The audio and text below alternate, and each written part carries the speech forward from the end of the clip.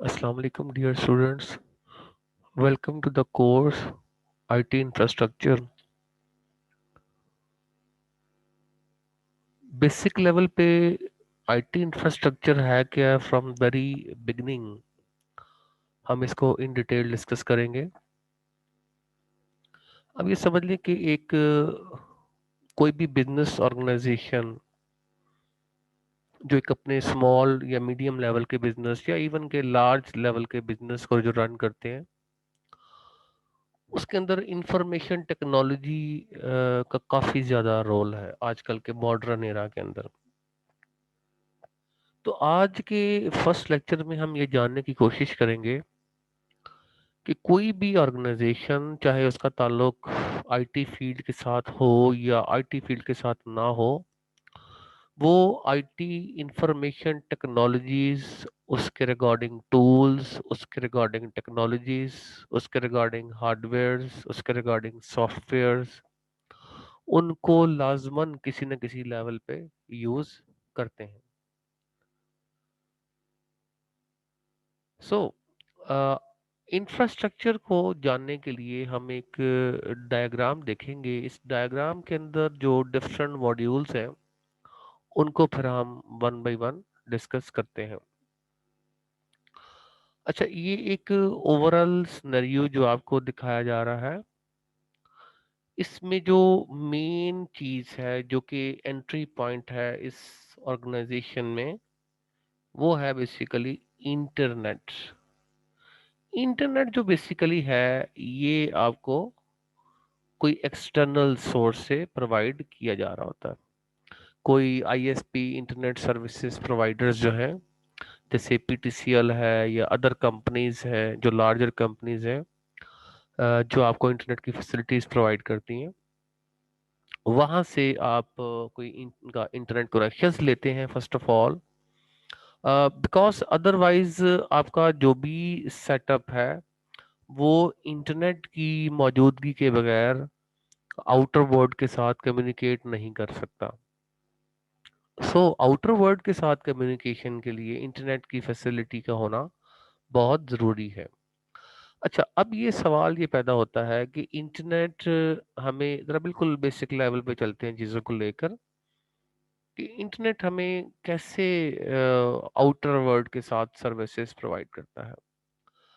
जो इंटरनेट हम हासिल करते हैं किसी कंपनी से, तो basically under the water sea level पर, आप लोगों ने शायद इसके बारे में सुना भी होगा कि फाइबर ऑप्टिक बैकबोन केबल जो है वो बिछाई जाती हैं, जो कि आपको आउटर वर्ल्ड, अदर कंट्रीज, जो आपके अदर जो मेन हब्स हैं इंटरनेट के, जहाँ से हम इंफॉर्मेशन हासिल कर रहे हैं, उनके साथ कम्युनिकेशन करने के लिए ये मेन सोर्स जो है ये हेल्प आउट करता है हमें। इसके अलावा सैटेलाइट टेक्नोलॉजी भी आजकल के दौर में, सैटेलाइट स्टेशन यूज हो रहे हैं, जिनको हम इंटरनेट कनेक्टिविटी के लिए यूज कर सकते हैं, कर रहे हैं। पर मेन सोर्स जो है ये फाइबर ऑप्टिक केबल है, जो कि एक बैकबोन केबल के तौर पर काम करती है।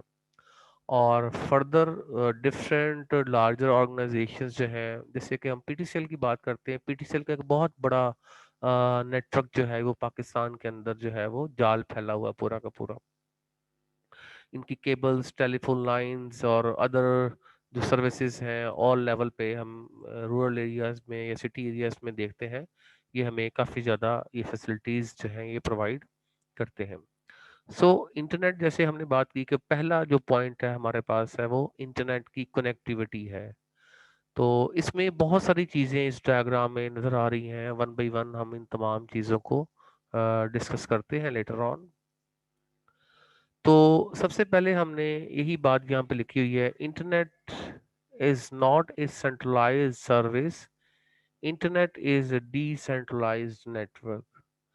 कि आप अगर इसको इस तरीके से सोचें कि हमारी जो इंफॉर्मेशन है, अगर आप एक वेब एड्रेस लिखते हैं कि www.youtube.com, या यूट्यूब को जब आप ओपन करते हैं, तो शायद एज ए लेमैन हमारे जहन में ये एक सवाल पैदा होता है कि ये कोई किसी एक छोटे से या किसी एक कंप्यूटर में ये इंफॉर्मेशन पड़ी हुई है, और वहां से ये हमें इंफॉर्मेशन प्रोवाइड की जा रही है।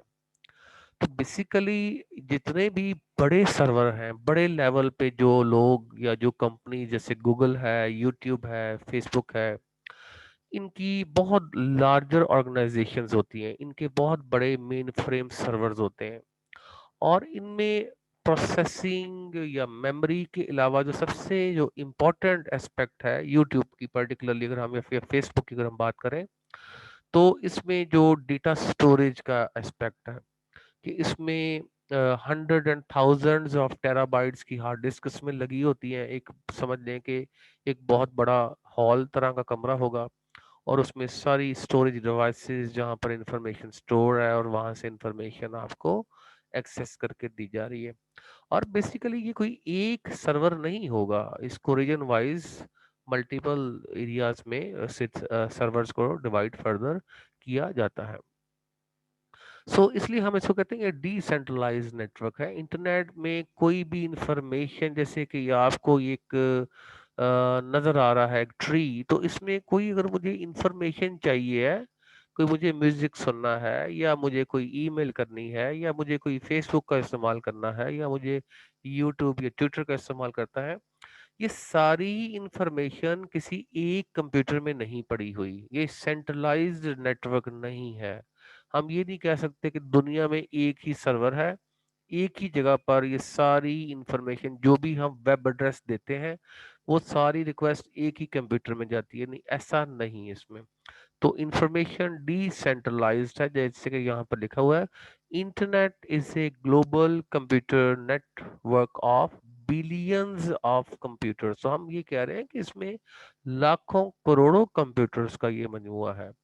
Internet is A communication network between the different devices around the world.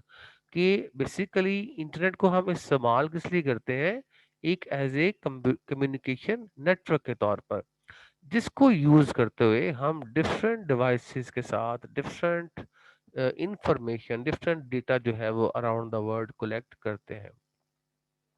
World wide web is a one service running on the internet. जैसे हम कहते हैं www.youtube.com या facebook.com, तो जो वर्ल्ड वाइड वेब है ये एक सर्विस है जो इंटरनेट पे हमें प्रोवाइड की जा रही है।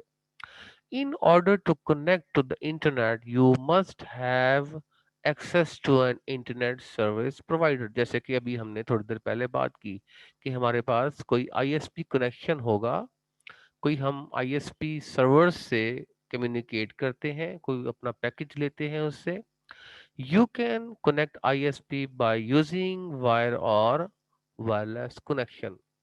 तो इसके बारे में भी हम जानते हैं कि हमारा जो कनेक्शन हो सकता है इंटरनेट का, ये हम किसी नॉर्मली नॉर्मली तो हम इसको वायर की मदद से हासिल करते हैं, लेकिन हमें ये इंफॉर्मेशन वायरलेस भी, इंटरनेट की फैसिलिटीज वायरलेस भी मिल सकती है। जैसे कि इसकी एग्जांपल आप देख सकते हैं, हमारे जो मोबाइल्स फोन हैं, ये जो सेलुलर नेटवर्क्स हैं, ये जो हमें इंटरनेट सर्विसेज प्रोवाइड कर रहे हैं हमारे मोबाइल फोन पे, तो इसमें आप देख सकते हैं कि कहीं पर इंफॉर्मेशन जो हम तक पहुंच रही है उसमें किसी वायर का इस्तेमाल नहीं है। तो इसमें नॉर्मली हो क्या रहा है कि अगर हमारा एक हमारा मोबाइल फोन है, वो मोबाइल फोन पर जो सिग्नल्स आ रहे हैं, वो सिग्नल किसी एक टावर से आ रहे हैं। ठीक है, वो टावर जो है बेसिकली वो ब्रॉडकास्ट के लिए यूज हो रहा है। तो इसका एक डायामीटर है इस टावर का, कि ये इस डायामीटर के अंदर जब कोई भी डिवाइसेस मौजूद होंगी वो इसके साथ कम्युनिकेशन कर सकती हैं। और उसके बाद देन जो भी सर्विसेज हैं, लाइक कॉल्स हैं या एसएमएस हैं या इंटरनेट डेटा है, तो ये सर्विसेज जो है ये प्रोवाइड हर यूजर को कर रही होती हैं जो भी उस रीजन के अंदर मौजूद है।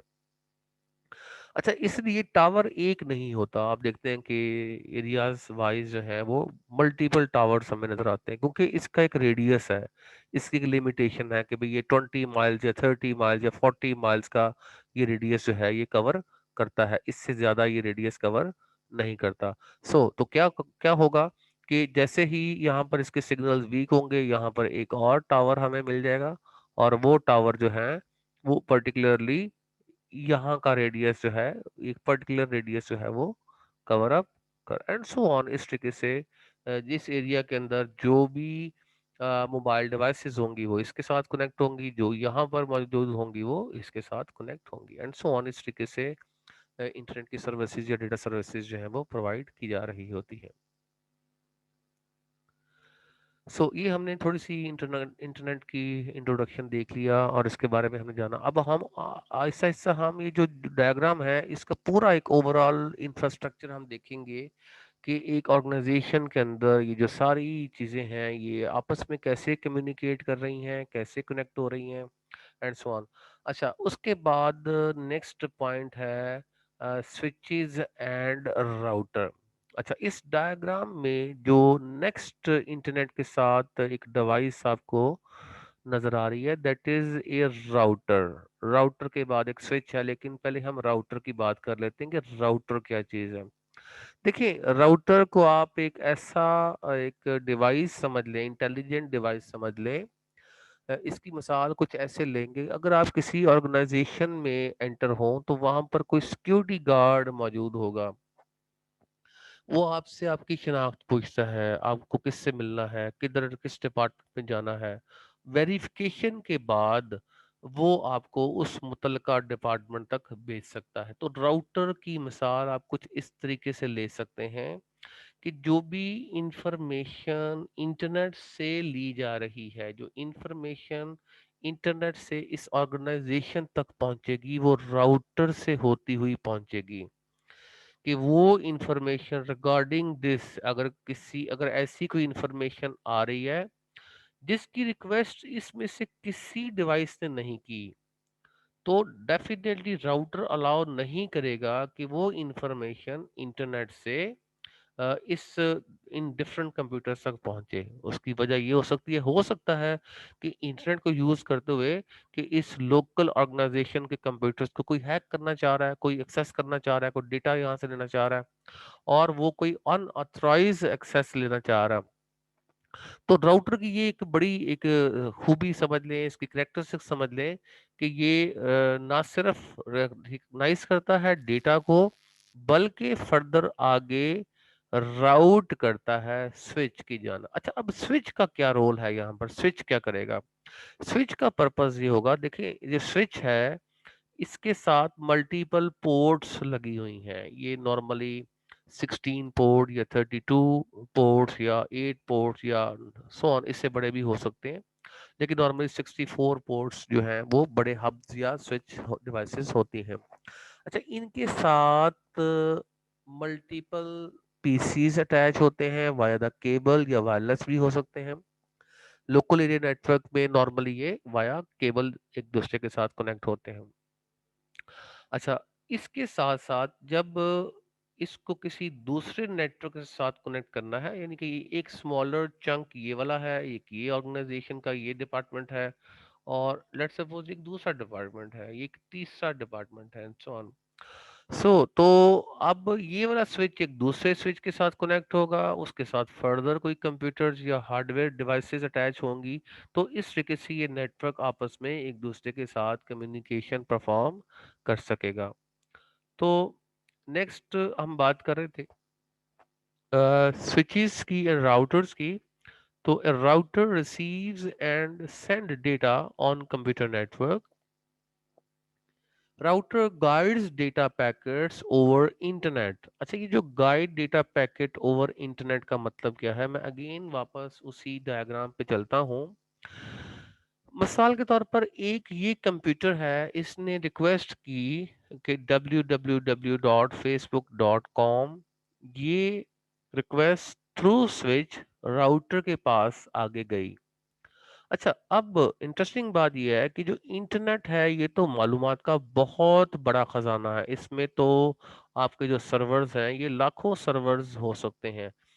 अब वो आपकी मतलूबा इंफॉर्मेशन कैसे इस किस कंप्यूटर से, इसने इंटरनेट के किस कंप्यूटर में वो इंफॉर्मेशन पड़ी है, तो क्या ये हर कंप्यूटर में जाकर अपनी इंफॉर्मेशन तलाश करने की कोशिश करता है, या एक मखसूस कंप्यूटर पे जाएगा और वहां से इंफॉर्मेशन एक्सेस करके वापस इस राउटर की मदद से स्विच को पास करेगा। स्विच देखेगा किस मुतलका कंप्यूटर से वो रिक्वेस्ट आई थी, और वो रिक्वेस्ट जो है आगे पास ऑन कर देगा उस खास पीसी को। अच्छा, ये जो सारा सिलसिला है इसका कि कैसे ये राउटर रिकॉग्नाइज करेगा कि कौन से पीसी में इंफॉर्मेशन पड़ी हुई है, तो यहां पर हम बात करते हैं आईपी एड्रेस की। इंटरनेट पे जितनी भी डिवाइसेस पड़ी हुई हैं, इंटरनेट पे जितने भी कंप्यूटर्स हैं, इवन कि आपका अपना कंप्यूटर, उसका भी एक अपना आईपी एड्रेस जनरेट है। और इवन के मैक एड्रेस भी होते हैं, क्योंकि जब आप आईपी एड्रेस की बात करते हैं तो आईपी बेसिकली एक इंटरनेट एड्रेस होगा जो आपके लिए एस्टेब्लिश किया जाता है। तो जब आप एक रिक्वेस्ट देते हैं कि भाई मुझे इंफॉर्मेशन चाहिए है, और राउटर बेसिकली राउट करता है using the IP address of that particular server, के उस सर्वर तक पहुंचने के लिए उसका एड्रेस, आईपी एड्रेस इस्तेमाल किया जाएगा। वहां से सिर्फ उसी मखसूस कंप्यूटर से इंफॉर्मेशन फेच की जाएगी। राउटर अगेन उसको ऑथराइज करेगा कि वो इंफॉर्मेशन ऑथराइज्ड है, जो रिक्वायर्ड इंफॉर्मेशन कही थी वही आई है, और स्विच की मदद से उस फर्दर कंप्यूटर तक इंफॉर्मेशन पहुंच जाती है। ठीक है, तो इस तरीके से ये जो यूज ऑफ राउटर है, जैसे हमने कहा कि router guides data packets over internet, कि इंटरनेट से डेटा पैकेट्स कैसे हासिल करने हैं। अच्छा, आगे स्विच की हमने बात की। The switch is facilitate the sharing of resources by connecting together all the devices including computers, printers, servers in a small business organization। अच्छा, स्विच का काम क्या है? स्विच का काम ये है कि जो ऑर्गेनाइजेशन का जो स्मॉलर एक एरिया है, जिसके अंदर चंद एक कंप्यूटर्स पड़े हुए हैं, को 5, 7, 10, 15 कंप्यूटर्स पड़े हुए हैं, जिसमें कोई प्रिंटर भी अटैच है, जिसमें कोई स्कैनर डिवाइस भी अटैच है इसके साथ, एंड सो ऑन। इनकी आपस में कनेक्टिविटी, ये आपस में एक दूसरे के साथ इंफॉर्मेशन या कोई डेटा शेयर कर सके, तो switch basically local area network connection establish करने के लिए इस्तेमाल किया जाता है। तो स्विच का बेसिक पर्पस ये देखें, जैसे आपको ये पोर्ट्स नजर आ रही हैं, तो यहाँ पर ये 16 पोर्ट्स हैं। तो 15 पोर्ट्स में आप अदर डिवाइसेस, जिसमें कंप्यूटर्स हैं, कोई लैपटॉप्स हैं, या आपके कोई सर्वर्स हैं, या इवन के प्रिंटर्स, अगर नेटवर्क प्रिंटर्स हैं तो वो अटैच। लेकिन एक जो है वो पोर्ट, इसको हम यूज करेंगे किसी दूसरे स्विच के साथ कनेक्ट करने के लिए। तो अगर फर्ज किया कि आपके ऑर्गेनाइजेशन के अंदर कंप्यूटर्स की तादाद 16 से ज्यादा है, तो डेफिनेटली एक स्विच तो फिर हम यूज नहीं कर सकते। उसके लिए फिर हम क्या करेंगे? वाया केबल, नॉर्मली हम एक ब्लू कलर की केबल यूज करते हैं, उस पे RJ45 कनेक्टर्स लगा होता है।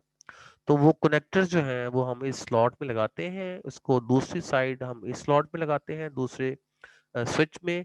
और इसके साथ जो इसके रिगार्डिंग जितने भी लोकल कंप्यूटर्स हैं जो इधर पड़े हुए हैं इस एरिया में, तो इसको हम कनेक्ट आपस में तो कर सकते हैं। लेकिन अभी अगर इसका एक कंप्यूटर, अगर इसके एक कंप्यूटर के साथ कम्युनिकेट करना चाह रहा है, तो ये डेटा पैकेट्स जो है वो प्रोवाइड करेगा स्विच को, स्विच राउट करेगा दूसरे स्विच को, और ये स्विच देखेगा कि जो इंफॉर्मेशन रिक्वायर्ड है वो किस कंप्यूटर में पड़ी हुई है, यानी कि एड्रेस किस कंप्यूटर का है, तो वो डायरेक्टली उस कंप्यूटर के साथ जो है वो एक कनेक्शन एस्टेब्लिश कर देगा।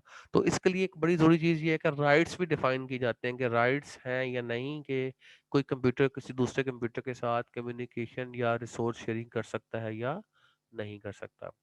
तो होपफुली ये स्विच और राउटर्स के बारे में आपको इन्फॉर्मेशन डिटेल समझ में आ गई होगी।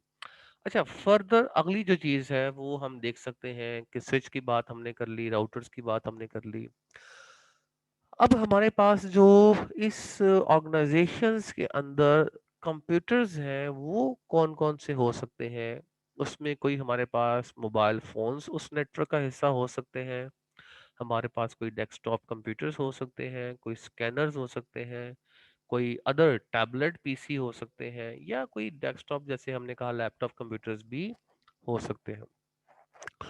तो जब ये वाले कंप्यूटर्स आपस में कम्युनिकेशन करना चाहेंगे, या जब ये वाले कंप्यूटर्स इस नेटवर्क का हिस्सा बनना चाहेंगे, तो ऑप्शंस हैं कि इनको हम यूजिंग वायरलेस कनेक्शन भी अटैच कर सकते हैं, या उसके लिए हम वाईफाई राउटर्स इस्तेमाल कर सकते हैं। यहाँ पर ये यूज किया गया लफ्ज उसने वाईफाई राउटर। और ये जो डॉटेड लाइन नजर आ रही है, ये बताया जा रहा है कि ये थ्रू वेव्स, थ्रू सिग्नल्स एक दूसरे के साथ ये कनेक्ट हो रहे हैं, या इस राउटर के साथ ये कनेक्ट हो रहे हैं। इसमें किसी किस्म की कोई फिजिकल वायर्स का इस्तेमाल नहीं है।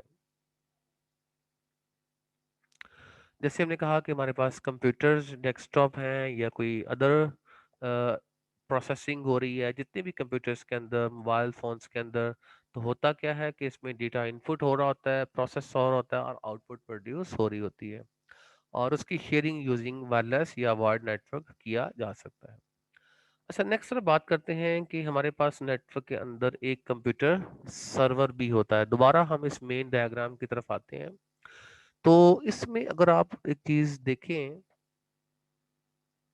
तो आपको ये एक सर्वर नजर आ रहा है। एक जो लार्ज ऑर्गेनाइजेशन का सर्वर जो होता है, उसकी करेक्टरिस्टिक्स या उसकी हार्डवेयर कॉन्फ़िगरेशंस एक आम कंप्यूटर के मुकाबले में काफ़ी डिफरेंट होती है। बिकॉज सर्वर का नॉर्मली पर्पस ही होता है कि वो ऑर्गेनाइजेशन के पूरे नेटवर्क को कंट्रोल करता है। मींस के किस कंप्यूटर ने किस कंप्यूटर के साथ कम्युनिकेशन परफॉर्म करनी है, किसके क्या राइट्स हैं, कौन सा कंप्यूटर कौन से रिसोर्सेज को शेयर कर सकता है, कौन सा रिसोर्सेज शेयर नहीं कर सकता। और नॉर्मली जो सर्वर्स होते हैं, जो पावरफुल सर्वर्स होते हैं, इनकी प्रोसेसिंग आम डेस्कटॉप के मुकाबले में या लैपटॉप के मुकाबले में काफ़ी ज़्यादा होती है। नॉट इवन प्रोसेसिंग, इनकी मेमोरी और स्पेशली डिस्क स्पेस बहुत ज़्यादा होती है। और इसकी मेन वजह ये होती है कि ये एज ए बैकअप सर्वर के तौर पे भी यूज होते हैं, जिसको हम फाइल सर्वर्स भी कह सकते हैं। कि जितनी भी इंफॉर्मेशन जो कि कलेक्ट हो रही है पूरी ऑर्गेनाइजेशन से, उसको ना सिर्फ उस मखसूस कंप्यूटर के अंदर स्टोर किया जा रहा है, बल्कि उसको एक की कॉपी जो है वो मेन सर्वर के अंदर भी रखी जा रही है। दैट्स वाई जो सर्वर्स होते हैं ये स्टोरेज के हवाले से भी काफ़ी ज़्यादा पावरफुल हो सकते हैं। अच्छा, इनकी शेप्स जो होती हैं ये आम कंप्यूटर जैसी शेप भी हो सकती है, और ये थोड़े से डिफरेंट भी हो सकते हैं। यानी कि इनकी जो स्लॉट्स हैं ज़्यादा हो सकती हैं, इनके अंदर नंबर ऑफ सीपीयू ज़्यादा हो सकते हैं, इनके अंदर स्टोरेज कंपोनेंट्स जो हैं वो बहुत ज़्यादा हो सकते हैं। इसका एक डिस्प्ले यूनिट होगा जहाँ पर वो इंफॉर्मेशन नज़र आ रही होती है। और इनकी जो शेप है वो जस्ट लाइक एक ऑर्डिनरी कंप्यूटर भी ये हो सकते हैं, अगर ये बहुत ज़्यादा ह्यूज साइज के सर्वर्स अगर नहीं है तो। फिर अगली जो बात हम करते हैं कि हमारे जितने भी कंप्यूटर सिस्टम्स हैं, तो इन पे कोई ना कोई सॉफ्टवेयर्स या कोई ऑपरेटिंग सिस्टम्स लाजमी काम करते हैं। और ऑपरेटिंग सिस्टम का ताल्लुक ये है कि जो एक पर्टिकुलर कंप्यूटर के अंदर हम काम करना चाह रहे हैं, लाइक आपने कोई डॉक्यूमेंट फाइल क्रिएट करनी है, या आप कोई इंटरनेट का कनेक्शन आपको चाहिए है, आपको कोई इंटरफेस चाहिए है, आपने whatever you want to do in your computer, you need a platform, you need an interface. So the operating system provides us interface so that user can perform their activities, data manipulations, or communication between the different devices. These all tasks can be performed very easily by using the operating system. Operating systems are used not only for the user, they also facilitate the hardware components inside the computer system. Like जो memory है computer system की, या CPU है, या disc area है। Information कैसे store करनी है, मेमोरी में इंफॉर्मेशन कब और कैसे लेके आनी है, सीपीयू को इंफॉर्मेशन कब पहुंचेगी, कि उसने क्या चीज़ एग्जीक्यूट करनी है। All these task are performed by the operating system. अब यहाँ पर आपको डिफरेंट किस्म की शेप नजर आ रही हैं। कुछ माइक्रोसॉफ्ट के ऑपरेटिंग सिस्टम्स हैं, लाइक विंडोज 10 है या विंडोज 7 है, इससे पहले विंडोज एक्सपी, और इवन कि इनके सर्वर एडिशंस भी अवेलेबल होते हैं। अच्छा, एंड्रॉयड हो सकते हैं। एंड्रॉयड जो कि मोबाइल डिवाइसेस पे इंस्टॉल किए जाते हैं। यूवेंटू जो है, ये लिनक्स का एक जो है वो एक वर्जन है। लिनक्स यूनिक्स के वर्जन जो है वो हम यूज़ कर सकते हैं। मैकिन्टॉश ऑपरेटिंग सिस्टम्स भी होते हैं। यहाँ पे बताया गया है 60 to 70% server use Linux operating system. उसकी वजह क्या है? बिकॉज लिनक्स एक बड़ा सिक्योर ऑपरेटिंग सिस्टम है एज ए सर्वर। विंडोज के इतने ज्यादा पॉपुलर नहीं है as a server operating system के तौर पर। सो जब हम सेंसिटिव डेटा की बात करते हैं, सर्वर्स की बात करते हैं, वी केयर अबाउट कि हमारे पास कोई ऐसे सॉफ्टवेयर होने चाहिए जो ज़्यादा सिक्योर हों। सो द जो विंडोज ऑपरेटिंग सिस्टम है वो बहुत ज़्यादा सिक्योरिटी प्रोवाइड नहीं करते, बट 80% क्लाइंट मशीन, अब यहाँ पर बात की जा रही है क्लाइंट्स की। ये जो आम हम घरों के अंदर हम देखते हैं, हमारे पास लैपटॉप्स हैं या डेस्कटॉप्स हैं, उनमें हमारे पास विंडोज ऑपरेटिंग सिस्टम यूज होते हैं। और ये 80% क्लाइंट जो हैं ये विंडोज ऑपरेटिंग सिस्टम यूज करते हैं, जबकि 90% मोबाइल डिवाइसेस जो हैं ये एंड्रॉयड ऑपरेटिंग सिस्टम पर बेस करती है। अच्छा, ये हमने आईपी एड्रेस की बात की थी। यहाँ पर बताया गया कि आईपी एड्रेस कुछ इस तरीके से हो सकता है, जिसको यूज करते हुए हम इंटरनेट के साथ कम्युनिकेशन परफॉर्म करते हैं, और डायरेक्टली हम जो इंफॉर्मेशन चाह रहे होते हैं आईपी एड्रेस को यूज करते हुए हमें इंफॉर्मेशन उस पर्टिकुलर कंप्यूटर से मिल जाती है। अच्छा, लास्ट पे हम बात करेंगे आईटी एडमिनिस्ट्रेटर। जो आईटी एडमिनिस्ट्रेटर होते हैं ये एक आम एंड यूजर या एक लेमैन इंसान से ज़्यादा क्वालिफाइड होते हैं। इनके पास नॉर्मली को बैचलर डिग्री या मास्टर डिग्री ये होल्डर होते हैं। इसके अलावा यही इनफ नहीं होता इनके लिए, इनके पास कोई एडिशनल सर्टिफिकेशंस होती हैं, नेटवर्क सर्टिफिकेशंस होती हैं, या कोई हार्डवेयर सर्टिफिकेशन, या कोई नेटवर्क्स जैसे सिस्को है, या CCNA CCNP, इस तरह की कोई सर्टिफिकेशन डिग्रीज इनके पास होती हैं। और बेसिकली ये सर्वर को कंट्रोल करते हैं। जो सर्वर कंप्यूटर्स हैं उनकी कंट्रोलिंग जो है वो यूजिंग एडमिनिस्ट्रेटर होती है। यानी कि जितने भी राइट्स डिफाइन किए जा रहे हैं फॉर द यूजर्स, के कौन से यूजर ने कौन सी एक्टिविटी परफॉर्म करनी है, कौन सी रिसोर्स शेयरिंग करनी है, तो ये सारी एक्टिविटीज, ये सारी पॉलिसीज जो है ये डिफाइन करता है एडमिनिस्ट्रेटर। तो आज के लेक्चर में हमने डिटेल में बेसिक लेवल का इंफ्रास्ट्रक्चर देखा कि एक कोई भी ऑर्गेनाइजेशन चाहे उसका ताल्लुक आईटी फील्ड के साथ हो या ना हो, वो कम से कम इस इंफ्रास्ट्रक्चर, इस आईटी इंफ्रास्ट्रक्चर को लाजमी वो यूज करते हैं। तो ये एक बेसिक लेवल की आज हमने एक डिबेट की है। इसमें बेसिक लेवल के कॉन्सेप्ट देखते हैं। ओवरऑल हमने अंडरस्टैंड करने की कोशिश की कि बेसिकली इंफ्रास्ट्रक्चर होता क्या है और किस तरीके से ये आपस में एक दूसरे के साथ कनेक्ट होते हैं। होपफुली ये आज की चीज़ें अंडरस्टैंड हुई होंगी। In case of any question, you can again communicate with me and ask question via WhatsApp or other means. Till now, Allah Hafiz.